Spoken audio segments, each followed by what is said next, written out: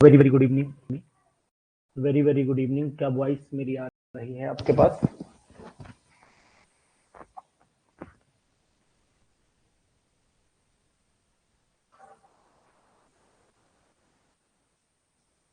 Voice clear है ना?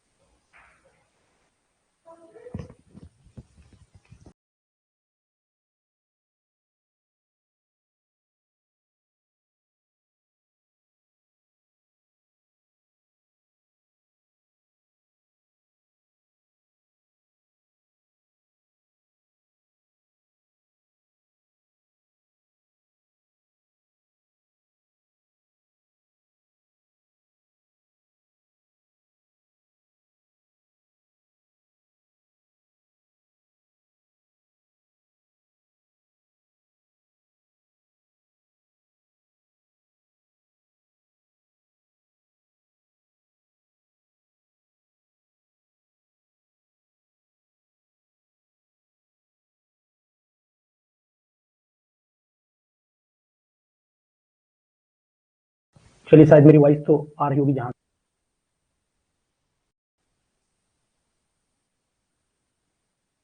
Hello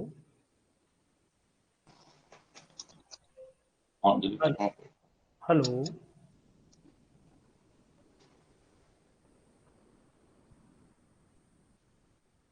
चलिए जितने भी लोग इसमें हैं सभी को एक बार दोबारा very very good evening. Voice आ रही होगी। हम लोग चैप्टर को कंटिन्यू करेंगे और जो चैप्टर हमारा स्ट्रक्चर ऑफ आइटम चल रहा था सभी लोग उसको बहुत प्रॉपर वे में जो हमारी स्टडी चल रही उसी प्रॉपर स्टडी को हम लोग आगे प्रोसीड करेंगे।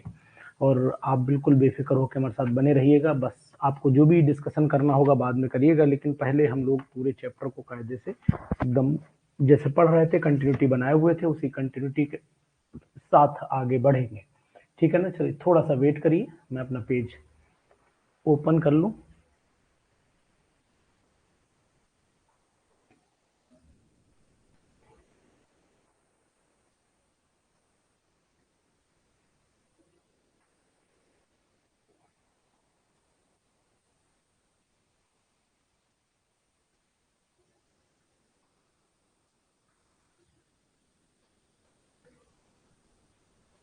मैंने स्क्रीन शेयर कर दी। देखिए मैं कल का आपको पोजीशन दिखा देता हूँ कि कल मैंने आपसे कुछ पूछा भी था कि आइसोडायफर्स क्या होते हैं, आइसोटोप्स क्या होते हैं, आइसोबार्स क्या होते हैं। ये सब मैंने कल आपसे पूछा था और शायद आपको मैंने ये बोला भी था कि प्लीज इसका रिस्पॉन्स जो है वो दीजिएगा, लेकिन शायद आप लोगों ने इसका रिस्पॉन्स नहीं दिया। मैं आपके इसका जवाब वेट करता रहा कि शायद हो सकता है आपका कोई रिस्पॉन्स आए, लेकिन नहीं आया रिस्पॉन्स। कोई नहीं, आज आप एक एक करके हमसे सुनिए और इसी को आगे प्रोसीड करेंगे हम लोग। सबसे पहले था कि आइसोटोन्स तक हम लोग बात कर चुके थे। आइसोडायफर्स क्या होते हैं, आइसोएस्टर्स क्या होते हैं, ये एक एक बात आपसे कर लेता हूँ। तो जी सबसे पहले बताइएगा कि व्हाट आर द आइसोडायफर्स। ये आइसोडायफर्स क्या होते हैं? जी बताइएगा, आइसोडायफर्स क्या होते हैं? बोले कोई एक लोग बोलिएगा, व्हाट आर द आइसोडायफर्स। बोले जल्दी से। आगे प्रोसीड कर रहा हूँ, स्पीड पकड़ूंगा आज थोड़ी सी पहले से कंपेरिजन में। जी बोलिएगा, आइसोडायफर्स क्या होते हैं? कौन बोलेगा? बोलने की टाइप कर दीजिए, ज्यादा बेटर रहेगा। चलिए कोई बात नहीं, कौन बोलना चाह रहा है? जी अनमोल बोलिए, what are the isodiaphers. Hello. हाँ अनमोल बोलिए, आइसोडायफर्स क्या होते हैं? हेलो। बोलिए बोलिए अनमोल हेलो बोलिए। बोलिए अनमोल। सर। सर इसमें isotopic number sir, atoms having similar isotopic number. यानी कि जो sir difference atoms having similar isotopic number. ठीक ठीक है, ठीक है। यानी कि जो नंबर ऑफ प्रोटॉन न्यूट्रॉन है वो उनका डिफरेंस सेम आना चाहिए। जो आप बात कहना चाह रहे हैं बिल्कुल वही difference, atomic and mass number जो वो लिखा है कंचन मौर्य ने, देखिएगा। ठीक है, प्रोटॉन न्यूट्रॉन का जो डिफरेंस है वो सेम आना चाहिए, वो आइसोडायफर्स कहलाते हैं। Very good, nice. ठीक है, चलिए ऑफ करिएगा माइक। तो ये आपने बोला, वेरी गुड। जो इन लोगों ने बोला, सपना बोलना चाह रही, सपना बोलिए, जल्दी जल्दी बोलिए, ज्यादा बातें नहीं करेंगे। जी सपना बोलो। सपना बोलिए।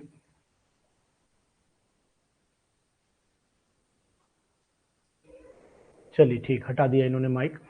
अब मैं यहाँ पर एक एग्जाम्पल के साथ में आपको बता देता हूँ। जैसे कि सपोज कर लेता हूँ कि मैंने 92 यूरेनियम यहाँ पर ले लेता हूँ, 92 यूरेनियम 238 ले लेता हूँ और इसको कन्वर्ट कर दे रहा हूँ मैं 90 थोरियम 234 में कन्वर्ट कर देता हूँ, साथ में निकाल देता हूँ 2He4। अब अगर आप इन दोनों के केस को देखना चाहो तो यहाँ न्यूट्रॉन प्रोटॉन का जो डिफरेंस आएगा, इन दोनों में न्यूट्रॉन प्रोटॉन का जो डिफरेंस आएगा वो सेम आएगा। तो सेम डिफरेंस, सपना ने भी लिखा है same difference in the number of proton and neutron. Very good, nice, ये आपने लिख दिया। तो मैं यहाँ पर आपकी ही बात लिखे दे रहा हूँ, सेम डिफरेंस लिखिए, डिफरेंट नहीं, same difference in the number of protons and यहाँ पर लिख देता हूँ protons and neutrons, है ना, and neutrons। तो ये आप बड़ा अच्छा लगा मुझे कि आप लोगों ने जवाब दिया। कोशिश किया करिए कि टाइप कर देंगे तो एक तो समय बचेगा और दूसरी बात है मैं आगे भी बढ़ पाऊंगा। आइसोस्टर्स क्या होते हैं? आइसोस्टर्स भी मैंने कल आपको बता ही दिए थे, शायद कुछ लोगों ने इसका जवाब आइसोस्टर्स का दे भी दिया था, कल ही दिया था जवाब, मुझे जहां तक याद है। एक बार मैं रिपीट किए दे रहा हूं कि आइसोस्टर्स क्या होते हैं। यानी कि अगर आइसोस्टर्स देखो तो वो मॉलिक्यूल्स होंगे जिनके अंदर नंबर ऑफ एटम्स जो होते हैं वो सेम रहते हैं, वो आइसोस्टर्स कहलाते हैं। सब बताएंगे कंचन मौर्य जी, बताइए क्या मैं सही बोल रहा हूँ कि वो मॉलिक्यूल्स जिनमें नंबर ऑफ एटम्स जो होते हैं वो सेम रहते हैं वो आइसोस्टर्स जाने जाते हैं। जैसे अगर मैं कहूँ कि एक एग्जाम्पल ले लेता हूँ आइसोस्टर्स का, कोई एग्जाम्पल बताइए आप, अगर आपको याद है तो बता सकते हैं आप, पॉसिबिलिटी है, बोलिए। आइसोस्टर्स का एग्जाम्पल बता सकते हैं आप, जैसे N2O ले लीजिए, CO2 ले लीजिए, दोनों पॉसिबिलिटी है। जैसे कि मान लिया आपने N2O लिया तो यहाँ पर भी आपको 3 एटम दिखाई देंगे, 3 मोल, और CO2 ले लीजिए, इन दोनों इसमें भी 3 ही मोल दिखाई देंगे। तो पॉसिबिलिटी है कि भाई यहाँ पर हमने लिखा कि नंबर ऑफ एटम्स जो होना चाहिए मॉलिक्यूल में सेम रहे। आइसो इलेक्ट्रॉनिक पता ही है कि same number of the electrons होगा, तो यहाँ पर मैं सेम नंबर ऑफ इलेक्ट्रॉन्स की बात कर लेता हूँ, तो वो हो गया। आइसोमर्स आपको ऑलरेडी पता है कि मॉलिक्यूलर फार्मूला सेम रहना चाहिए, यानी कि सेम मॉलिक्यूलर फार्मूला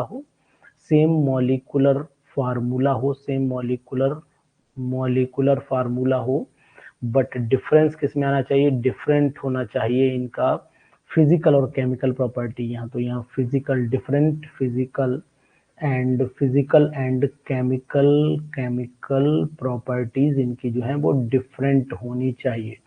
आइसोमॉर्फ्स का अगर कोई बता सकता है तो बताइए, आइसोमॉर्फ्स क्या होते हैं? Smita Gautam, what are the isomorphs? Isomorphs क्या होते हैं बताइए, आइसोमॉर्फ्स क्या होते हैं? आइसोमॉर्फ्स क्या होते हैं, बोलिए जल्दी से, कौन बताएगा? व्हाट आर द आइसोमॉर्फ्स, जल्दी बोलिए फिर आगे बढ़ता हूं मैं।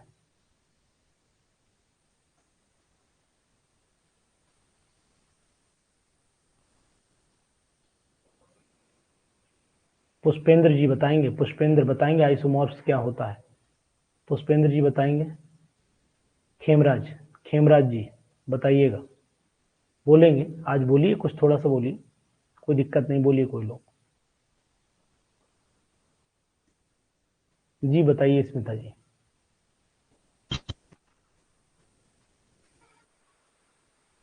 स्मिता जी बोलिए।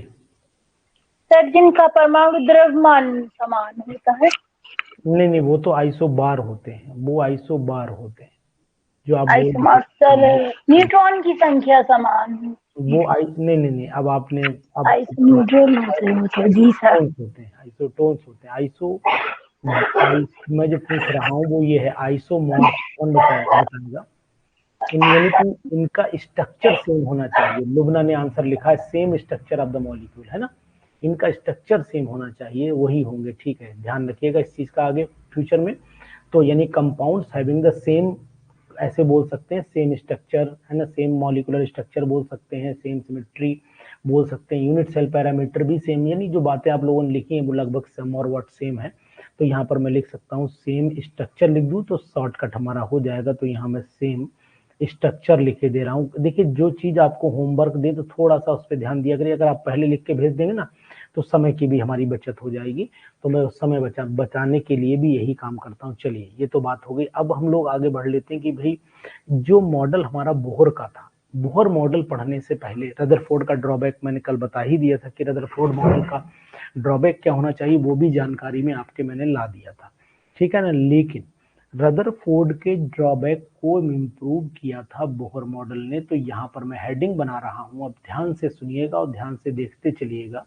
यहाँ हेडिंग बना दे रहा हूँ आपकी, यानी Bohr model of an atom. तो यहाँ लिख देता हूँ Bohr's model of an atom, यानी एटम का जो बोहर मॉडल था वो क्या था। देखिए आपको सिंपली बताना चाहूंगा, बोहर ने बहुत बड़ा काम किया था कि बोहर ने सबसे इंपॉर्टेंट काम तो यही कर दिया था कि इन्होंने बता दिया था कि इलेक्ट्रॉन जो चलता है, यानी कि इलेक्ट्रॉन जो एटम के चारों तरफ रिवॉल्व करता है, वो एक वेव की तरह बिहेव करता है। तो वेव भी पढ़ना पड़ती है, लेकिन उससे पहले आपको ये बता दूं कि जो सबसे पहला इन्होंने जो इम्पोर्टेंट था, शेल की जानकारी देती थी। इन्होंने शेल की जानकारी देती थी जिसे हम लोग KLM एन के नाम से जानते हैं। मैक्सिमम नंबर ऑफ इलेक्ट्रॉन्स बताए थे इन्होंने कि इसमें 2 रहते हैं, इसमें 8 रहते हैं, इसमें 18 रहते हैं, इसमें 32 रहते हैं। यानी फार्मूला बता दिया था कि 2n² से आप कैलकुलेट कर सकते हैं कि भाई इस सेल में कितने इलेक्ट्रॉन है। ये भी बात बोहर साहब ने ही मॉडल में अपने बताई थी। अभी मैं आपको बताऊंगा कि कौन कौन से पॉइंट हम लोगों को पढ़ लेने चाहिए जब हम लोग बोहर मॉडल पढ़ते हैं, तो उससे पहले किन पॉइंट्स की जानकारी हमें रहनी चाहिए। लेकिन उससे पहले इस मॉडल पे जब चल रही बात, तो ये बात भी पूरी ध्यान से सुन ले। दूसरा पॉइंट इन्होंने ये भी क्लियर कर दिया था कि जब इलेक्ट्रॉन रिवॉल्व करता है तो वो अपनी एनर्जी को लूज जब करेगा तो लो एनर्जी, मान लो इलेक्ट्रॉन यहाँ पर रिवॉल्व कर रहा है, इलेक्ट्रॉन यहाँ पर है, अगर इसे कहीं से भी एनर्जी मिलती है, तो ये लो एनर्जी लेवल से कहाँ चला जाता है, तो ये हाई एनर्जी लेवल पे चला जाता है। और अगर ये नीचे वापस आता है तो ये अपनी एनर्जी को रिलीज कर देता है बाहर की तरफ, तो ये लो एनर्जी लेवल, इसे एनर्जी लेवल E1 मान लेते हैं, इसे एनर्जी लेवल E2 मान लेते हैं। तो इन्होंने ये कहा था कि इलेक्ट्रॉन अगर हाई से लो पे आएगा तो एनर्जी लॉस करेगा, और अगर एनर्जी गेन करता है लो से हाई पे जाएगा, अल्टीमेटली जो डिफरेंस निकलेगा delta E is equal to हो जाएगा आपका E2 माइनस E1, हम लोग निकाल सकते हैं। अल्टीमेटली इन्होंने यही कहा कि इलेक्ट्रॉन एनर्जी पा करके एक शेल से दूसरे शेल में जा तो सकता है, लेकिन वो फाइनली ऐसा नहीं होगा कि कंटिन्यूसली लॉस करे और अपने स्पाइरल पाथ बना करके न्यूक्लियस में गिर पड़े, ऐसा संभव नहीं है। और दूसरी बात इन्होंने बहुत इंपॉर्टेंट कही थी कि electron can revolve only in those orbits whose angular momentum MVR is equal to NH upon 2 pi, यानी कि इलेक्ट्रॉन केवल उन्हीं ऑर्बिट में घूमेगा। सुनना इसमें तो ध्यान से, हिंदी में बता रहा हूँ, इलेक्ट्रॉन केवल उन्हीं ऑर्बिट में घूमेगा जिसमें उसका एंगुलर मोमेंटम जो है वो NH अपॉन 2 पाई के बराबर होगा। M यहाँ पर क्या है, मास है, V क्या है, वेलोसिटी है, R क्या है, रेडियस है। बाकी आपकी डिटेल आपको अच्छे से पता ही है, ठीक है, ये ध्यान दीजिएगा। तो ये पॉइंट भी बोहर का बहुत इंपॉर्टेंट पॉइंट माना गया था। और लास्ट में इन्होंने एक बात और भी बोहर ने बता दी थी, उसकी भी बात मैं आपको बताता चलता हूँ कि बोहर मॉडल में क्या क्या खास बात थी। देखिए बोहर मॉडल के अकॉर्डिंग मैंने बहुत बार आपको ये बताया कि ऑर्बिट जो थी इन्होंने बताई स्टेशनरी होती है। ऑर्बिट जो है वो इन्होंने फिक्स कर दिया था कि ऑर्बिट जो ये शेल है, जिन्हें ऑर्बिट कहते हैं, ये शेल जो होती हैं वो कैसी होती हैं, स्टेशनरी होती हैं, STATIONARY, स्टेशनरी होती हैं, है ना। स्टेशनरी का मतलब होता है फिक्स होती है, इन्हें हम लोग स्टेशनरी स्टेट्स के नाम से भी हम लोग जानते हैं। तो ये चीज भी ध्यान दीजिएगा। प्लैंक, ठीक है, मर्दन सिंह जी सही बोल रहे हैं कि प्लैंक्स क्वांटम थ्योरी पर बेस्ड था। अगर हम लोग इस मॉडल इसको देखें, अगर इसको हम लोग देखते हैं तो इसको हम लोग ऐसे भी बता सकते हैं कि भाई इसमें कौन सा के था। अभी मैं पूरी बात आपसे चल रहा हूँ, इस बात को भी प्रूव करूंगा और इस बात को भी जो मैं डायग्रामेटिकली आपको दिखा दूं, हर चीज दिखाता भी चल रहा हूँ। ये मैंने इस तरीके से डायग्राम यहाँ पर ले लिया। तो ये मैंने बनाया है के, सबसे अंदर वाला तो के मान लेते हैं, इसे L मान लेते हैं, इसे M मान लेते हैं, और लास्ट में जो ये वाली शेल आती है इसे हम लोग N मान लेते हैं। तो ये KLMN ऐसे करके बनाया गया था।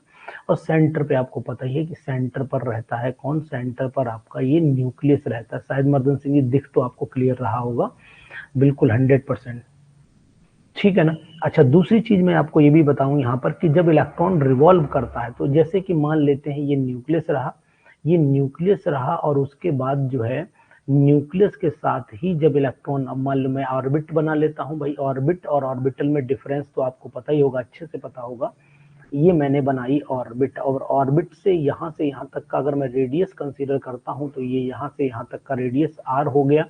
इलेक्ट्रॉन यहाँ पर रिवॉल्व कर रहा है जिसकी वेलोसिटी v मान लेते हैं, इलेक्ट्रॉन का मास m मान लेते हैं, तो वही आ जाता है mvr is equal to NH two pi. Electron केवल उसी ऑर्बिट में रिवॉल्व करेगा जिसमें उसका एंगुलर मोमेंटम NH/2 पाई के बराबर होगा, है ना।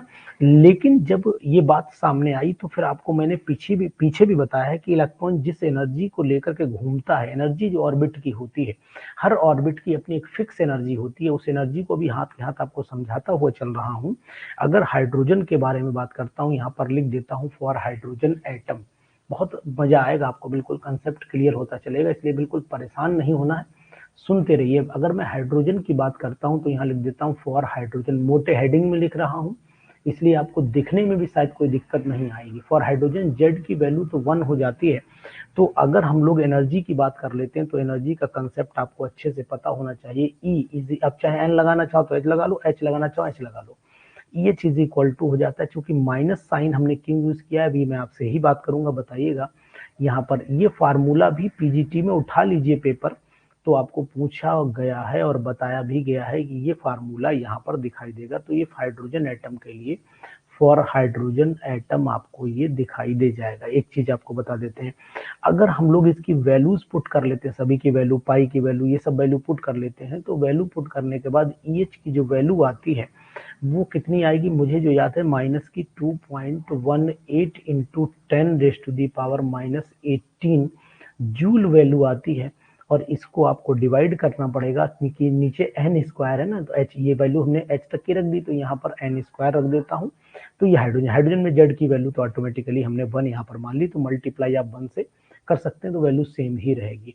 और अगर इसको आप इलेक्ट्रॉन वोल्ट में चाहे इलेक्ट्रॉन वोल्ट में कर लीजिए, इलेक्ट्रॉन वोल्ट में अगर आपको याद है तो नोट कर सकते हैं, EH इज इक्वल टू कितनी हो जाएगी, माइनस की 13 और 13.6 मान लेते हैं, चलिए 13.6 इलेक्ट्रॉन वोल्ट, आप चेक भी कर लीजिएगा, और डिवाइडेड बाई n स्क्वायर हो जाएगा। अगर मान लीजिए यही वैल्यू किलो जूल में रखते हो 13-12, मुझे अच्छे से ये वैल्यू तो मुझे रट गई है, आज भी रटी हुई है 13-12, जब मैंने तैयारी की थी तब से मुझे ये वैल्यू आज भी याद है, 13-12 करके मैंने याद की थी, किलो जूल पर मोल में ये वैल्यू रहती है।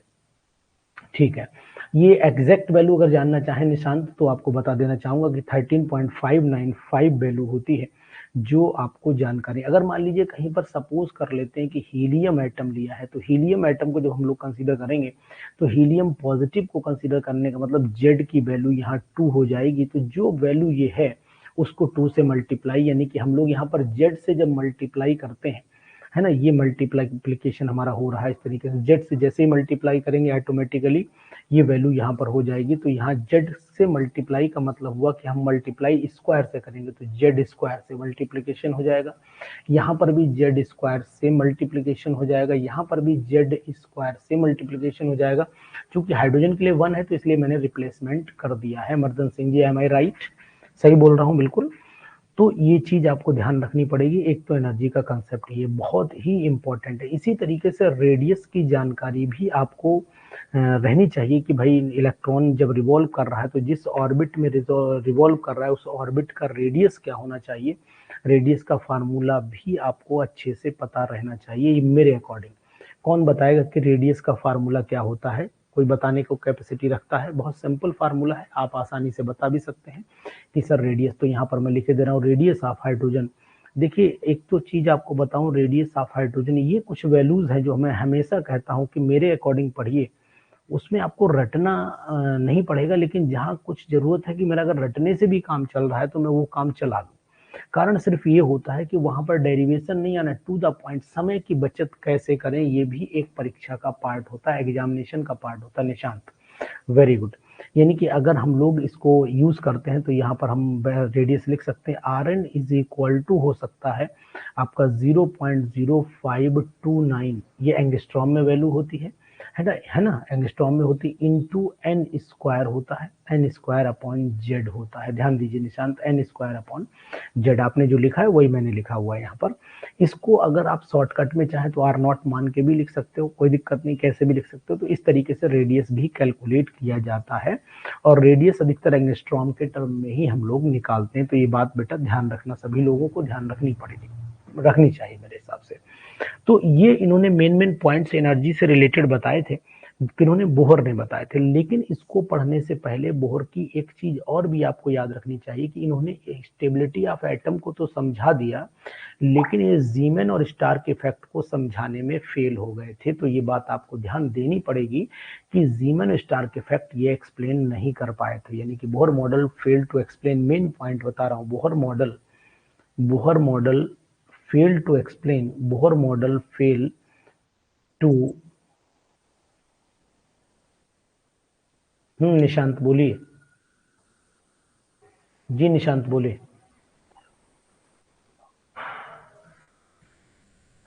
हेलो, हाँ निशांत बोलिए। हाँ सर, ये 0.0529 है या 0.529 है? मैंने क्या लिख दी, 0.52 0.0 लिख दिया क्या? Yes sir. अरे सॉरी, तो 0.5 है, मैंने ध्यान नहीं दिया होगा लिखते समय।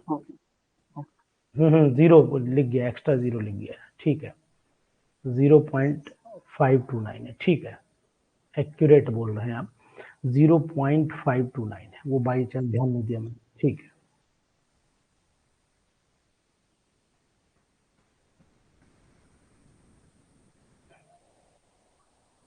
है। रेनू बोलिए, रेनू बोलिए। हेलो, हेलो, रेनू बोलो।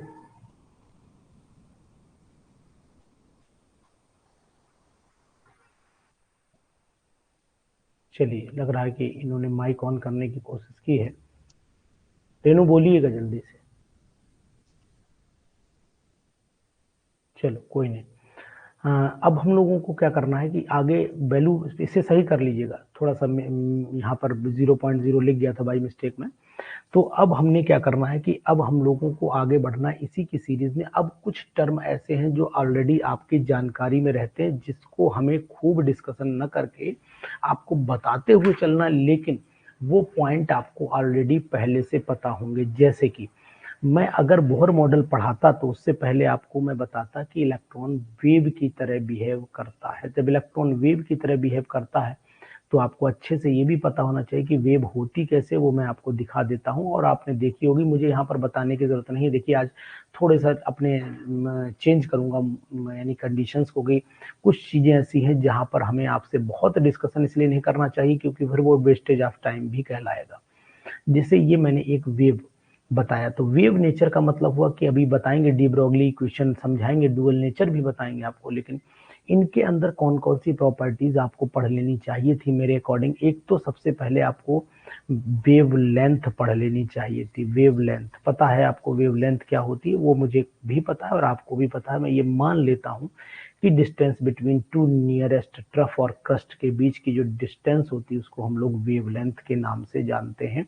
इसे लैम्डा से इंडिकेट करते हैं और साथ में इसे एंगस्ट्रॉम में या फिर मीटर में भी नापते हैं, एंगस्ट्रॉम में भी नापते हैं, पिकोमीटर में भी नापते हैं, सोन जो भी है, नैनोमीटर में भी यूज की जाती है। तो अपने आप समझिएगा उसको कौन सी हम लोग। उसके बाद हम लोग, एक होता है फ्रीक्वेंसी। फ्रीक्वेंसी ये टर्म भी बहुत इंपॉर्टेंट है, तो यहाँ पर मैं लिख देता हूँ फ्रीक्वेंसी क्या होती है। फ्रीक्वेंसी को हम लोग न्यू से रिप्रेजेंट करते हैं, और ये न्यू जो होता है, फ्रीक्वेंसी का मतलब क्या होता है मैं आपको बता दे रहा हूँ कि कितनी नंबर ऑफ वेव्स एक पॉइंट से एक सेकंड में निकल करके जाती हैं। Number of the waves passing through a point in 1 second. तो यहाँ पर मैं लिख देता हूँ नंबर ऑफ द वेव्स, पता होगा आपको, लिखने की शायद मुझे जरूरत नहीं। Number of waves passing, number of the waves passing through a point, passing through a point in in one in 1 second. एक सेकेंड में कितनी वेव वहां से पास हो जाती हैं, वो कहलाता है आपका फ्रीक्वेंसी। अब यहाँ पर मुझे ये भी बताने की जरूरत नहीं, फार्मूला आपको पता है, C इज इक्वल टू होता है nu lambda, c is equal to nu lambda होता है। आप इसे चेक कर ली, nu is equal to c upon lambda भी कुछ लोग लिखते हैं, सी अपॉन लैम्डा करके भी वैल्यू लिखी जाती है, ये भी आपको अच्छे से पता होगा। बिल्कुल टू द पॉइंट बात कर रहा हूँ, ज्यादा इधर घिचर पिचर करने की कोशिश नहीं कर रहा हूँ। इसके बाद हम लोग वेव नंबर की बात कर रहा हूँ। वेव नंबर की अगर मैं बात करता हूं तो वेव नंबर आपको पता है अच्छे से न्यू बार से रिप्रेजेंट किया जाता है, और इसका मतलब होता है कि यह रेसिप्रोकल होता है वेवलेंथ की, या हम ऐसे बोल सकते हैं it is the number of the waves passing या प्रेजेंट इन 1 मीटर, यानी 1 यूनिट लेंथ बोल सकते हैं, 1 मीटर बोल सकते हैं, और इसको न्यू बार से रिप्रेजेंट करते हैं। अच्छे से याद रहेगा आपको, है ना, अच्छे से याद रहेगा। तो wave number is equal to क्या, यानी कि wave number is equal to 1 upon lambda भी लिखा जा सकता है, यानी it is a reciprocal to the wavelength. ये रेसिप्रोकल किसके, वेवलेंथ के रेसिप्रोकल है ना। ये चीज भी आपको, ये इलेक्ट्रोमैग्नेटिक वेव जो थ्योरी है उसका मेन कैरेक्टरिस्टिक ही यही होता है कि जब एनर्जी ट्रांसमिट होती है एक बॉडी से दूसरी बॉडी में, तो इन the form of the radiations होती है, रेडिएंट एनर्जी होती है, यही इसका कंसेप्ट है। तो यहाँ पर मैं बोल देता हूँ अकॉर्डिंग टू, यहाँ मैं छोटा सा स्टार बना करके लिखे भी दे रहा हूँ, आगे स्टार बना करके यहाँ पर लिखे भी दे रहा हूँ। अकॉर्डिंग टू यहाँ लिखता हूँ, according to wave, according to wave electromagnetic wave theory, ऐसे लिखा हुआ, अकॉर्डिंग टू इलेक्ट्रोमैग्नेटिक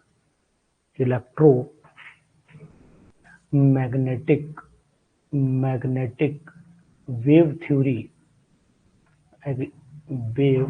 थ्योरी, क्या हो जाता है आगे बता दीजिए, आप ही अच्छे से बताइए कि वेव थ्योरी के अकॉर्डिंग हम लोग क्या बोल सकते हैं, energy is can be transmitted, या energy transmit from one body, यानी इन्वर्टेड कॉमा में लिखे दे रहा हूं, एनर्जी ट्रांसमिट फ्रॉम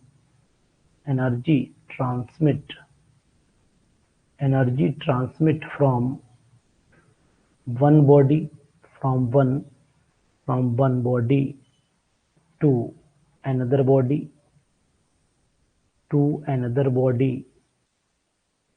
एक बॉडी से दूसरी बॉडी में अगर आप ट्रांसफर करेंगे, transmit from one body to another body in the form of, यानी कि इन द किसके फॉर्म में, in the form of wave radiations या रेडिएंट एनर्जी, कुछ भी बोलिए आप, तो इन the form of radiant energy हम लोग लिख सकते हैं। अब आप इसको जैसे भी चाहें वैसे लिख लेना, मैंने अपने अकॉर्डिंग यहाँ पर लिख दिया है, कोई दिक्कत नहीं। अब अगर मान लीजिए मैं यहाँ पर एक सिंपल सा न्यूमेरिकल बना देता हूँ, एक क्वेश्चन में सिंपल सा लिखे दे रहा हूँ,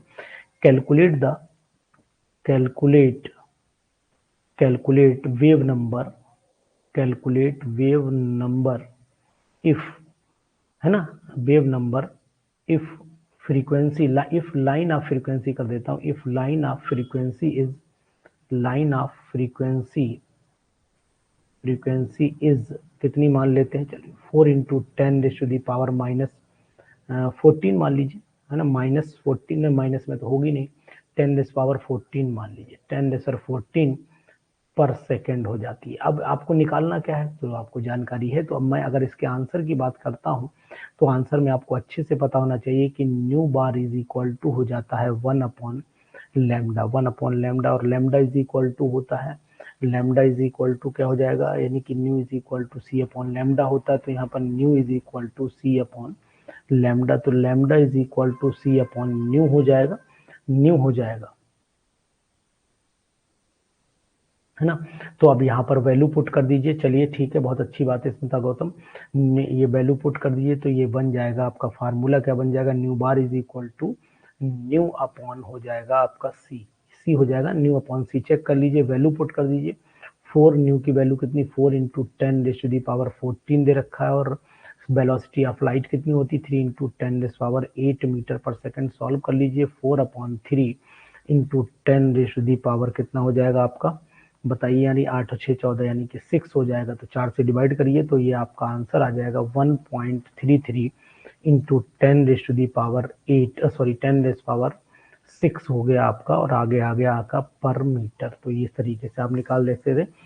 चलिए स्मिता गौतम, आपको फायदा तो हुआ ही, कोई एक बार तो कम से कम बोल ही दीजिए बैच में, है ना, कि हमारा सिलेक्शन का कुछ ना कुछ हमें यहाँ से मदद मिली है सिलेक्शन में, ये तो खैर आप बोल ही सकते हैं।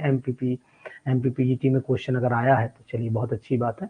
इसके बाद क्वेश्चन नंबर अगर हम नेक्स्ट देखते हैं, तो एक कैलकुलेशन मैं आपको दे रहा हूं, करके मुझे फटाफट बताइए, जल्दी बताइएगा, समय वेस्टेज नहीं होना चाहिए। तो न्यूमेरिकल भी साथ में ले चल रहा हूँ, है ना। तो यहाँ पर लिखे दे रहा हूँ one of the spectral line, one of the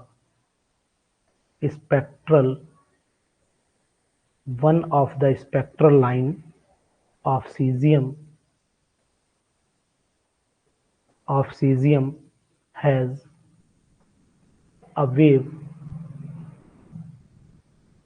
a wavelength of 456 nanometer. 456 nanometer. क्या कैलकुलेट करा लेते हैं? कैलकुलेट द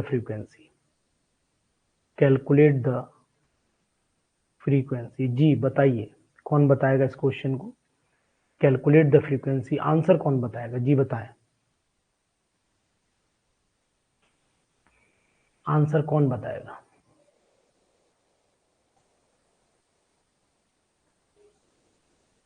खेमराज बताएंगे, चौधरी जी, सुषमा, जितने लोग भी हैं इस बैच में, इसमें पुष्पेंद्र, बोलिए, आज कुछ बोलने का मौका है। अगर आप बोलना चाहते हैं तो बोल सकते हैं, बोलिए। आंसर कैसे निकालेंगे इसे? क्या करना पड़ेगा बस इतना बता दीजिए। देखिए, सी वेलोसिटी ऑफ लाइट, सी की वैल्यू आपको पता ही है 3 × 10⁸ मीटर पर सेकेंड होती है। चलिए, बहुत सुंदर। कौन बताएगा? जल्दी बता दीजिए, फटाफट, टाइम वेस्ट ना। और रत्नाम जी बोलिए, रत्ना मैडम, रत्नाम जी बोलिए, है ना। यहाँ पर वेवलेंथ लैम्डा दे रखा है, लैम्डा 456 नैनोमीटर में है, 10⁻⁻9 मीटर हो जाएगा। और आप न्यूज को सी अपॉन लैम्डा लगाएंगे, उसमें फॉर्मूला बिल्कुल वैल्यू पुट कर दीजिए। तो 3 × 10⁸ और रत्ना मैडम ठीक है आप? Yes sir. आपको हमारे बैच से कुछ बेनिफिट हो रहा है। आपने कल नोट्स हमें भेजे थे, बड़ा सुंदर बनाया आपने। ठीक है, ऐसे ही ट्रिकी नोट्स छोटे छोटे बनाते रहिए, एग्जाम में आपको बहुत मदद मिलेगी। इसका आंसर आप लोग कैलकुलेट सर बहुत केबीएस में तो पेपर लग रहा था जैसे आप ही ने सेट किया हो। नहीं, मैंने तो नहीं सेट किया, लेकिन ऐसा तो नहीं बोलिए। लेकिन हाँ, ये है कि आपको बेनिफिट नहीं सर, बहुत मेरी उतनी तैयारी नहीं थी। मैं क्वेश्चंस देख के लग रहा था कि न्यूमेरिकल्स मेरे तैयार नहीं थे उतने। चलो ठीक है, मतलब ये है कि पढ़ने से आपको बेनिफिट मिल रहा है। मैं यस सर, डेफिनेटली सर, बहुत बेनिफिट हो रहा है। चलिए, okay, thank you sir. Okay. देखिए, अब इसी के आगे इसको कैलकुलेशन आप कर लीजिएगा, इसकी कैलकुलेशन आप लोग कर लीजिएगा। अब हम लोग आगे कंटिन्यू कर रहे हैं, इसी को बैच को आगे कंटिन्यू करते हुए।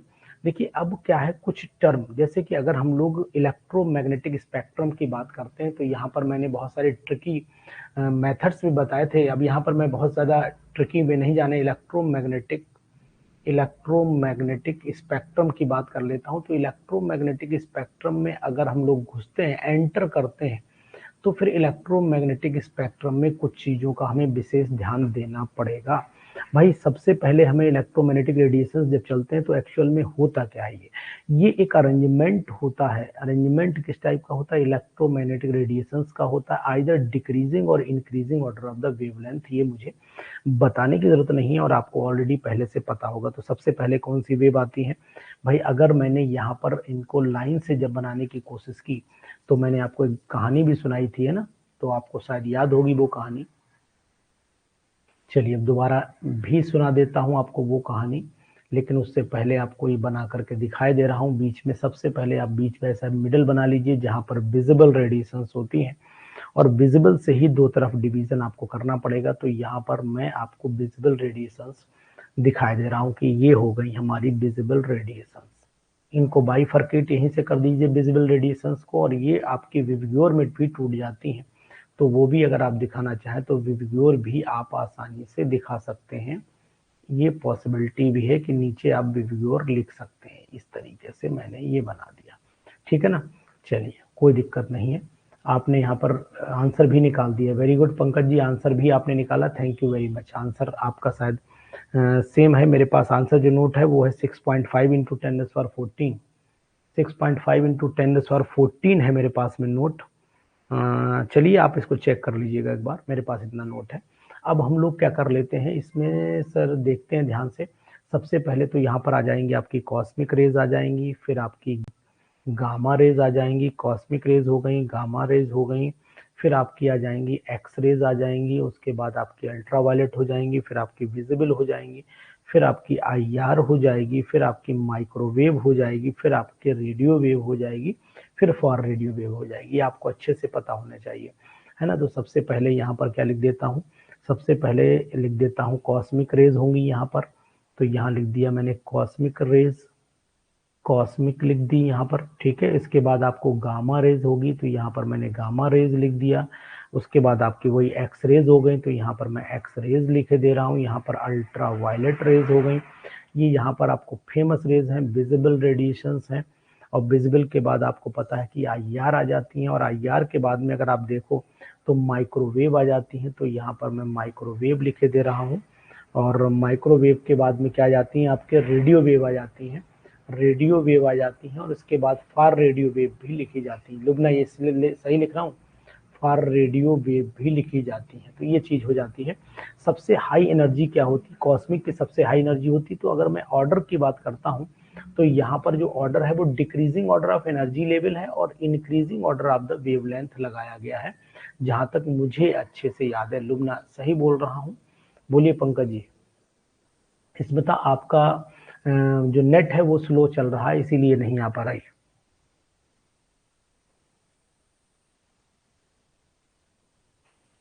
चलिए स्मिता, आप एक बार ग्रुप बैच को लीव करिए, दोबारा ज्वाइन कर लीजिए, सेट हो जाएगा, परेशान ना होइएगा, है ना। बैच को ज्वाइन लीव करिए, ज्वाइन कर दीजिए। ये मैंने यहाँ पर विव ग्योर, VIV हो गया GYOR, ये विव ग्योर हो जाता है, तो यहाँ मैं विव ग्योर लिख देता हूँ। यहाँ पर V, यहाँ पर I, यहाँ पर आपका B, यहाँ पर मैं B लिखे दे रहा हूँ, BIB, विव हो गया GYOR हो गया, विव ग्योर हो गया। इस तरीके से आप डायग्रामेटिकली भी रिप्रेजेंटेशन दे सकते हैं। तो यहाँ मैं लिखता हूँ इंक्रीजिंग ऑर्डर ऑफ, यहाँ लिखे दे रहा हूँ इंक्रीजिंग ऑर्डर ऑफ हो गया हमारा, इंक्रीजिंग ऑर्डर ऑफ वेवलेंथ हो गया। यहाँ पर वेवलेंथ का इंक्रीजिंग ऑर्डर लगा दिया मैंने। जबकि डिक्रीजिंग ऑर्डर एनर्जी का है, तो यहाँ डिक्रीजिंग ऑर्डर ऑफ एनर्जी भी लगा दिया। समझ में आ रहा है लोगों के? नहीं, पर कभी कभी बहुत सारे प्लस साइन शो कर रहा है, नहीं तो ये चलिए मैं दोबारा, कोई नहीं, अभी रुक जाइए, 2 मिनट रुक जाइए।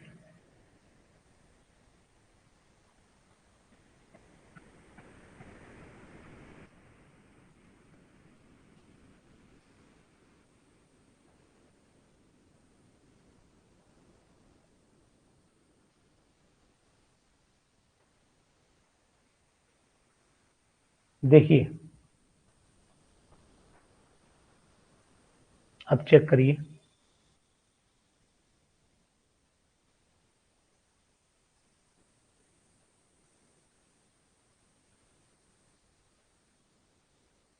अब बताइए कैसी कंडीशंस रिप्रेजेंट हो रही है।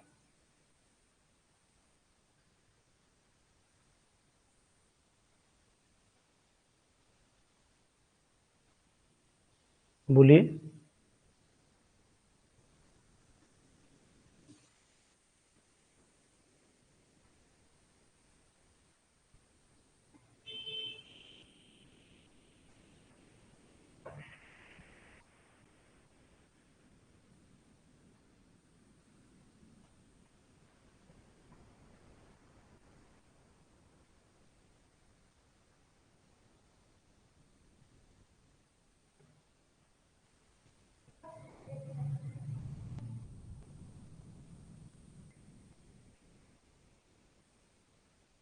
अब चेक करिएगा, स्क्रीन आएगी।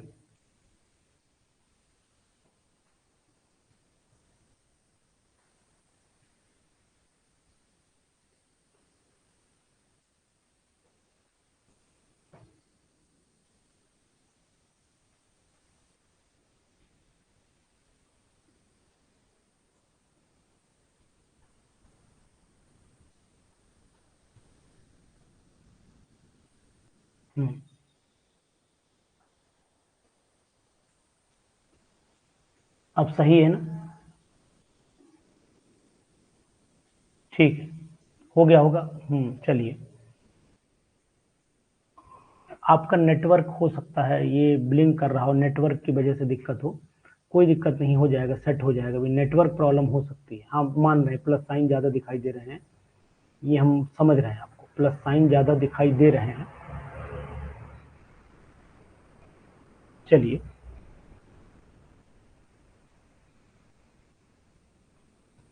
हाँ ठीक है रत्नाम जी, आगे बढ़ते हैं हम। तो ये मैंने यहाँ पर बना दिया, तो यहाँ पर आपको अच्छे से पता होगा कि वेवलेंथ की कंडीशंस क्या है, वो भी आपको पता है, कहाँ विजिबल रेडिएशन है, कहाँ पर ये जो रेडिएशंस हैं, ये सब जानकारी आपको प्रॉपर तरीके से होगी, कोई बात नहीं। लेकिन ये जो प्लस साइन है ये करेक्ट हो जाएंगे, अपडेट हो जाएंगे, बस थोड़ी देर रुकिए, क्योंकि इस समय नेट की प्रॉब्लम हो सकती है, या तो आपकी तरफ से होगी या मेरी तरफ से होगी। नेट की वजह से प्लस साइन जो है वो ब्लिंक कर रहा है, और कोई बात नहीं है। हाँ बहुत सारे प्लस साइन मुझे भी दिख रहे हैं, ठीक है, कोई दिक्कत नहीं, अभी ठीक होगा ये पॉइंट। चलिए अब हम लोगों को क्या करना है, इसी से रिलेटेड एक टर्म है जिसमें दो चीजें पड़ती हैं, एक ब्लैक बॉडी रेडिएशन है, एक ब्लैक बॉडी रेडिएशन है, और दूसरी जो है वो आ जाती है फोटो इलेक्ट्रिक इफेक्ट। यहाँ से क्वेश्चन लगभग और लगभग तय है, वेरी वेरी इंपॉर्टेंट टॉपिक। एक तो पहला है हमारा ब्लैक बॉडी रेडिएशन, यहाँ लिखे दे रहा हूं मैं, ब्लैक बॉडी रेडिएशन, समझ लेना क्वेश्चन आना तय है, ब्लैक बॉडी रेडिएशन होता है। और दूसरा टर्म हमारा होगा इसका फोटो इलेक्ट्रिक इफेक्ट, तो यहाँ पर हो जाता है दूसरा term photo electric effect, photo electric effect. ये दोनों टर्म हम लोग पढ़ लेते हैं। जरा कौन बताएगा ब्लैक बॉडी रेडिएशन और फोटो इलेक्ट्रिक इफेक्ट, ये बहुत ही इंपॉर्टेंट टर्म है। जी बताइए, बहुत ही इंपॉर्टेंट टर्म है ये, बताएंगे जी। देखिए क्या होता है कि ब्लैक बॉडी क्या होती है, अच्छी एब्जॉर्बर मानी जाती है और अच्छी इमिटर मानी जाती है, यानी हर फ्रीक्वेंसी को अच्छे से एब्जॉर्ब करती है और अच्छे से इमिट करती है। ऐसी बॉडी क्या कहलाती है, ब्लैक बॉडी कहलाती है, बेस्ट इमिटर और बेस्ट एब्जॉर्बर मानी जाती है। और खास बात होती है, इसको एक चीज नोट करिएगा कहीं पर, जब किसी सॉलिड को हीट करते हैं तो वो अपने में से इमिट करता है, रेडिएशन वाइड रेंज की वेवलेंथ की इमिट करता रहता है।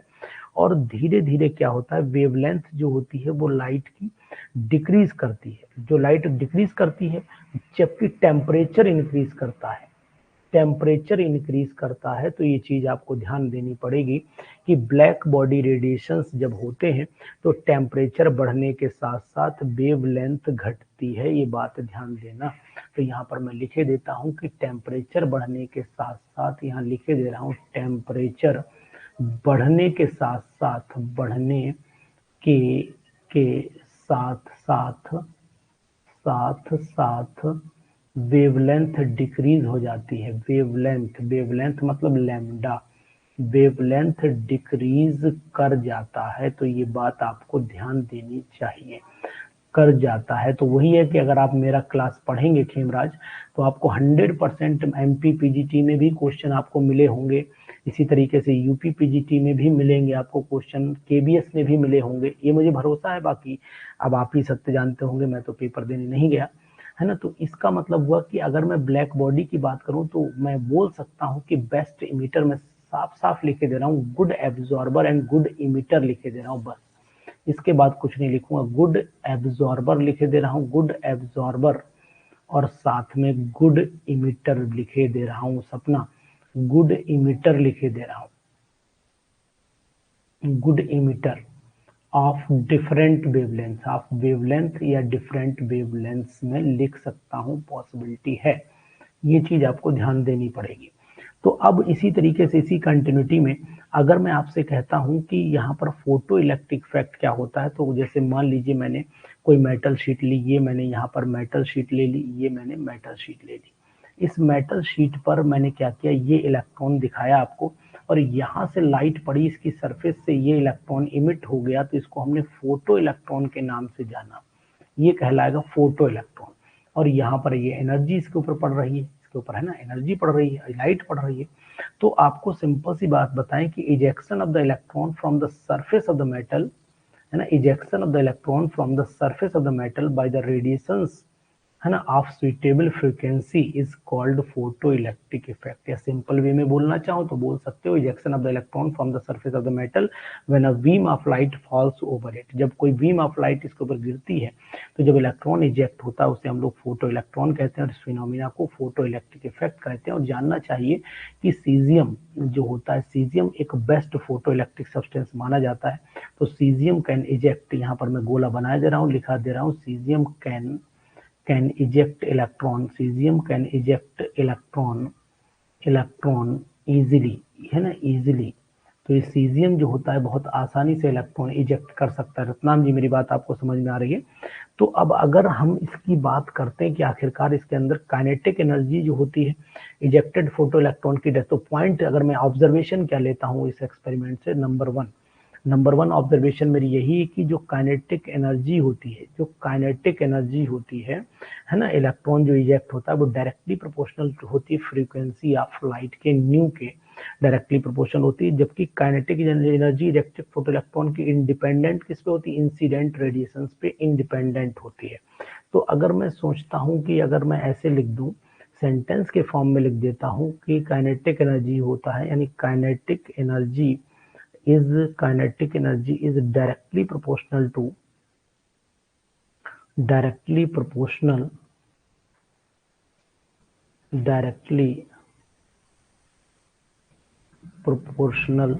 to the है ना फ्रीक्वेंसी ऑफ लाइट, लिख दिया frequency of incident radiation, incident और रेज या रेडिएशंस आप लिख लीजिएगा, है ना। और दूसरा पॉइंट अगर मैं इसमें लिखना चाहूँ कि काइनेटिक एनर्जी जो होती है वो किस पे इंडिपेंडेंट करती है, तो यानी कि kinetic energy of photo electrons में लिख दूँ यहाँ पर फोटो इलेक्ट्रॉन्स इंडिपेंडेंट कर देता हूँ, इंडिपेंडेंट ऑन, किस पे इंडिपेंडेंट ऑन हो जाती है, इंटेंसिटी पे, है ना। तो यहाँ पर इंटेंसिटी ऑफ इंसिडेंट रेडिएशंस है ना, रेडिएशंस। तो ये चीज आपको ध्यान देना पड़ेगी, इंपॉर्टेंट है, ये बहुत ही इंपॉर्टेंट है। तो इंटेंसिटी पर इंडिपेंडेंट होती चली जाएगी। तो फोटो इलेक्ट्रॉन जो होते हैं वो एक्चुअली में करंट के डायरेक्टली प्रोपोर्शनल होते हैं। तो अगर चाहो तो ये भी नोट कर सकते हो, ऐसे बोलने कि photo electric current is directly proportional to the intensity of the light. ऐसे भी इसको पॉइंट को हम आगे कंटिन्यू कर सकते हो। इलेक्ट्रॉन उतने ज्यादा निकलेंगे, जितने ज्यादा हम लोग करंट सप्लाई करेंगे उतने ज्यादा इलेक्ट्रॉन्स भी निकलेंगे। और इजेक्शन ऑफ द इलेक्ट्रॉन्स होता है स्पॉन्टेनियस प्रोसेस है। ये क्वेश्चन, ये पॉइंट पूछा जा सकता है, इसलिए इस पॉइंट को मैं बढ़ा दे रहा हूँ कि क्या पॉइंट बढ़ा दूं कि ejection of electron is spontaneous. तो यहाँ पर ejection of electron is spontaneous. ये क्वेश्चन आ सकता है, स्पॉन्टेनियस ये क्वेश्चन आ सकता है, 100% आ सकता है। इस पे इंपॉर्टेंट लगाइए और इसको अंडरलाइन भी मेरे अकॉर्डिंग कर लीजिए, इस पे स्टार लगा लीजिए है कि आ सकता है कि इजेक्शन जो इलेक्ट्रॉन का होता है, फोटो इलेक्ट्रॉन का, वो क्या होता है, वो स्पॉन्टेनियस प्रोसेस है। अब अच्छा दूसरी चीज, एक थ्रेशोल्ड फ्रीक्वेंसी की भी बात होती है कि यानी कि जब किसी मेटल सरफेस पर इलेक्ट्रॉन, जब लाइट पड़ती है तो इलेक्ट्रॉन रिएक्ट होते हैं, लेकिन जब इलेक्ट्रॉन एक मिनिमम फ्रीक्वेंसी, वो मिनिमम फ्रीक्वेंसी जो इलेक्ट्रॉन को निकालना बंद कर देती है उसे हम लोग थ्रेशोल्ड फ्रीक्वेंसी के नाम से भी जानते हैं। तो आपको फार्मूला ही पता होगा, E = h न्यू। लेकिन हम अगर इसके बिहेवियर को जानने की कोशिश करें तो शॉर्टकट में एक पूरा फार्मूला ही इसका आपको लिख करके दिखाई दे रहे हैं। चलिए इसी पन्ने पे लिख देते हैं, अगले पन्ने पर कहाँ जाने की जरूरत पड़ेगी। अगर आपको पूरे फार्मूले की जानकारी है तो kinetic energy is equal to हो जाता है, काइनेटिक एनर्जी किसकी, of ejected electron is equal to हो जाता है हाफ mv², है ना, हाफ mv² यही होती है। अब वो बराबर हो जाएगी h new minus h new not के बराबर हो जाएगी। इसमें से h को कॉमन ले लीजिए, तो ये हो गया आपका half mv² is equal to h common ले लिए, न्यू माइनस न्यू नॉट के बराबर वैल्यू आ जाएगी। लुबना समझ में आ रही है मेरी बात, समझ में आ रही है आपको मेरी बात। एक तो ये इन्हीं फार्मूले पे बेस कुछ क्वेश्चंस भी मैं आपको कराऊंगा, इसलिए बेफिक्र रहिएगा बिल्कुल। इसलिए टॉपिक जरा पूरा कंप्लीट कर लूं तो ध्यान दीजिएगा।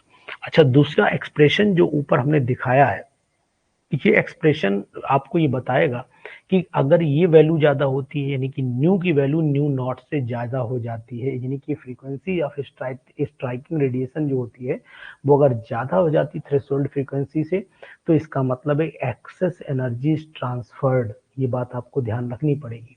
और अगर उल्टा हो जाए तो फिर एक्सेस एनर्जी इसमें ट्रांसफर्ड नहीं करनी पड़ेगी। ये बात भी आपको ध्यान इस फार्मूले की मदद से करनी चाहिए। अब तो पॉजिटिव साइन ज्यादा नहीं दिखाई दे रहे हैं, प्लस साइन ज्यादा तो नहीं दिखाई दे रहे हैं, है ना, नहीं दिखाई दे रहे होंगे। अब यहीं पर एक हम लोग स्पेक्ट्रम जब पढ़ते हैं तो स्पेक्ट्रम से रिलेटेड कुछ बात कर लेते हैं। यानी कि स्पेक्ट्रम अगर मैं देखना चाहूँ तो स्पेक्ट्रम यहाँ पर दो तरीके का चल रहा है। तो यहाँ पर मैं स्पेक्ट्रम लिखे दे रहा हूँ, और स्पेक्ट्रम जो है वो टू टाइप्स का है।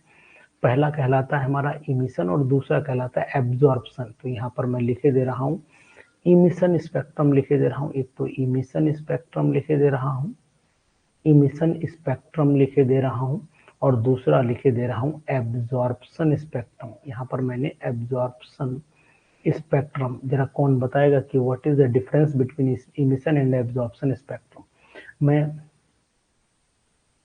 अगर मैं यहाँ पर ध्यान दूं, अगर मैं यहाँ पर ध्यान दूं और आपको ये बताने की कोशिश करूं कि जो हमारा सिस्टम होता है, यानी कि अगर मैं हाइड्रोजन स्पेक्ट्रम की बात करने की कोशिश करूं, तो सपोज कर लेता हूं कि यहाँ से अगर सोर्स ले लेता हूं, यहाँ पर सोर्स ले लेता हूं, ये सोर्स में मैंने सपोज कर लीजिए ये बल्ब लिया मैंने, ये इस तरीके से बल्ब लिया, ठीक है ना, ये मैंने बल्ब ले लिया। चलिए अब आप बताइएगा, बल्ब ये मैंने ले लिया, ठीक है, ये बल्ब ले लिया। यहाँ पर मैंने ये इसमें मैंने टंगस्टन वायर डाल के इसे सोर्स दिखा दिया। अब ये बल्ब जो है ग्लो कर रहा है, अपनी लाइट दे रहा है। तो इस लाइट को मैंने क्या काम किया, इस लाइट को एक जो है पर्टिकुलर सब्सटेंस, यानी कि मैंने ट्यूब रखी, उस ट्यूब के ऊपर से लाइट पास की। इस ट्यूब के अंदर कोई गैस होगी, हाइड्रोजन गैस रही होगी, इसमें से लाइट को पास किया। जो लाइट निकल के बाहर आई उसको मैंने एक प्रिज्म से पास किया और स्प्लिट कर दिया। फिर जब प्रिज्म से पास हुई तो वो स्प्लिट हो गई different set of the energy levels में। इस तरीके से ये स्प्लिट होकर के आ गई। इसने डिफरेंट डार्क और ब्राइट बैंड्स मुझे दे दिए। तो ये जो स्पेक्ट्रम मुझे दिखाई दिया, ये स्पेक्ट्रम हमें कौन सा, एब्जॉर्प्शन होना चाहिए या इमिशन स्पेक्ट्रम होना चाहिए। मेरे अकॉर्डिंग ये स्पेक्ट्रम जो है वो एब्जॉर्प्शन है। ये क्यों एब्जॉर्प्शन है आपको पता होना चाहिए कि जो इसने पहले लाइट को एब्जॉर्ब किया, यहाँ पर एब्जॉर्प्शन प्रोसेस हुआ, एब्जॉर्प्शन हुआ, है ना। अब यहाँ पर लोअर टू हायर नहीं जंप कर रहा है, यहाँ पर लाइट पड़ी, इसने एब्जॉर्ब की, तो ये एब्जॉर्प्शन हुआ। लेकिन हाँ, अगर इसी हाइड्रोजन ट्यूब में हमने ये हाइड्रोजन गैस भरी, और हाइड्रोजन गैस भरने के बाद हमने यहाँ पर जो है वो फिलामेंट लगा दिया। अब जैसे फिलामेंट लगाया, इसमें ये फिलामेंट लगा दिया मैंने, और इसको यहाँ पर हाइड्रोजन गैस को, तो अब इसने जो लाइट प्रोड्यूस की, उस लाइट को मैंने एक प्रिज्म में से पास किया, और इस प्रिज्म में से पास करने के बाद मैंने लाइट को स्प्लिट कर दिया different sets of the bands में। तो अब ये जो स्पेक्ट्रम आपको दिखाई दिया है, ये स्पेक्ट्रम होना चाहिए मेरे हिसाब से कौन सा, इमिशन स्पेक्ट्रम होना चाहिए। ये स्पेक्ट्रम इमिशन स्पेक्ट्रम होना चाहिए।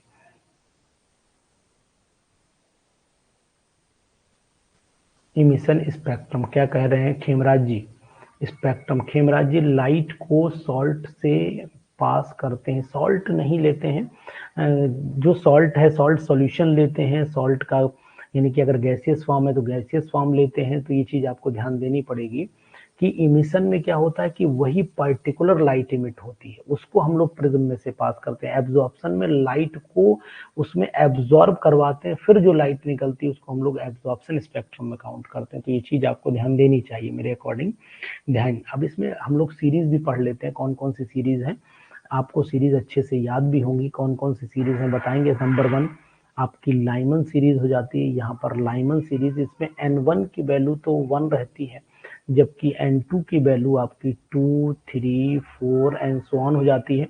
बामर सीरीज की अगर मैं बात करता हूँ तो बामर सीरीज में आपकी N1 की वैल्यू जो होती है वो 2 हो जाती है, N2 की वैल्यू आपकी हो जाती है आपकी 3, 4, 5 हो जाती है। इसी तरीके से लाइमन पास्कन हो जाती है, लाइमन बामर पास्कन, पास्कन सीरीज हो जाती है। और पास्कन सीरीज में N1 की वैल्यू 3 हो जाती है और N2 की वैल्यू यहाँ पर 4, 5, 6 हो जाती है। इसी तरीके से ब्रैकेट सीरीज हो जाती है। ब्रैकेट सीरीज में हम लोग जब चलते हैं तो n1 की वैल्यू आपकी 4 हो जाती है और n2 की वैल्यू जो है वो आपकी 5, 6, 7 हो जाती है इसी तरीके से।